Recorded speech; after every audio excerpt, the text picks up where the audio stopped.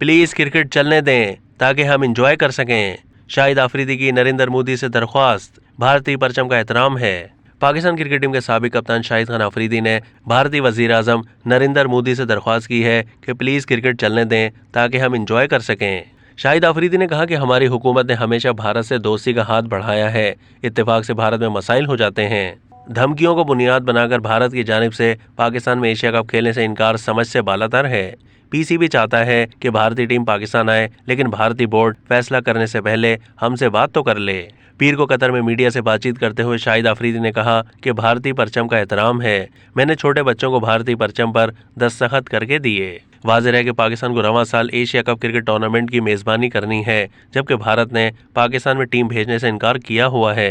इसका मौक़िफ़ है कि एशिया कप पाकिस्तान से किसी दूसरे मुल्क शिफ्ट किया जाए। भारत की जानिब से एशिया कप में शिरकत न करने के ऐलान पर पाकिस्तान ने भी रवां साल भारत में होने वाले वर्ल्ड कप से दस्तबरदार होने की धमकी दी हुई है।